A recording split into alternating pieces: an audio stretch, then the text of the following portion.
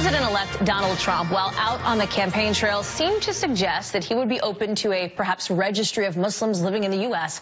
But yesterday, Trump's incoming chief of staff, Priebus, said that's not going to happen, though he did leave the door open for the potential of a system to maybe label and maybe ban some people from coming into the United States. Listen for yourself.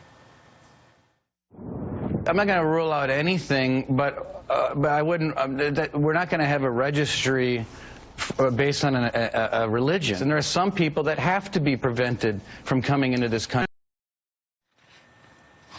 Join me now, Zainab Chowdhury, the Maryland Outreach Manager for the Council on American-Islamic Relations, and GOP strategist Matt Keelan. Thank you both for joining us here. Let's start off with what Donald Trump, what the president-elect, said yesterday when he was asked about the concept of a Muslim registry.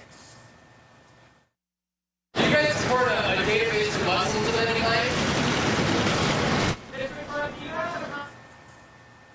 Okay, spoiler, he didn't say anything. He turned around and went back inside. We did hear, as we talked about, his incoming chief of staff talk about this. Matt, I'll open it up to you first. Your thoughts on this conversation in general, and the possibility of a Muslim registry specifically? I think what President-elect Trump is doing is listening to some of his advisors, including Chairman McCall and Chairman Ron Johnson from the Homeland Security Committees, that are saying that the National Center of Counterterrorism have warned that the ISIS terrorist group may be trying to use the refugee crisis to its advantage and try to get its fighters inside the United States. So I think what they're trying to look at is, putting the brake on and figuring out exactly what we're going to do going forward once he is sworn in as President of the United States. Zana, what do you think?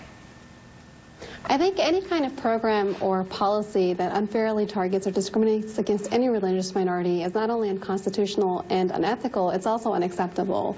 We know, realistically speaking, that these kind of programs have been instated in the past, and they have been proven to be ineffective. The NCERS program was launched after the 9/11 terror attacks, and it was dismantled in 2011 because it was proven to be ineffective.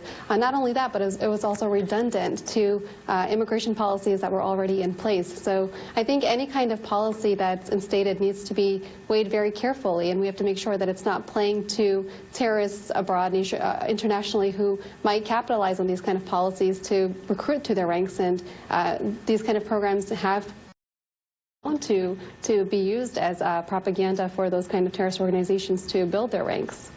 One of the things that the president-elect has talked about repeatedly again and again on the campaign trail, and you're hearing it from some of his advisors as well, is the idea of what you could call extreme vetting or really intense vetting processes in place. And Matt, the chances for you, do you think that that is a more likely scenario of something that we will see under eventually President Trump after January 20th? I do, Haley. The first job of the government is to protect its own citizens. And right now, when you have a group like ISIS telling us that they're going to use this system to try to get into the United States and have terrorist attacks here on the homeland, I think we have to take that very seriously. I think what we need to do is learn from history. And we had Al-Qaeda saying the same thing to us back in the 2000s, that they were going to attack us again. When a group like this warns us that they're going to use this system, the government has to do its job and protect us. Zainab, I would ask for your response to that, from what Matt just said. I think we have to keep the threats.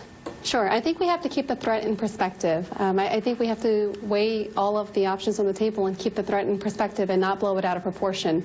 I think the vast majority of American Muslims are equally committed to protecting our national security, just like Americans from all walks of life and all backgrounds. But whenever we institute any kind of system or policy that unfairly discriminates or targets a religious minority or a racial minority, we're essentially not only compromising our constitutional values, but we're giving our enemies the tools to be able to build their ranks. We can't live in fear. We have to look at the facts, and we have to analyze, what we have, the information that we have, and go based off of that.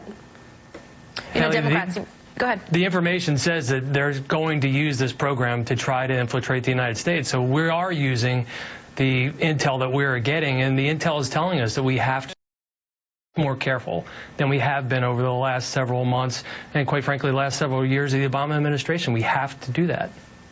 Just a few hours ago. We should be vigilant, but at the same I agree with that. We should be vigilant, but at the same time, I think that we have to walk that line carefully. We should be vigilant. We should make sure that our national security is protected.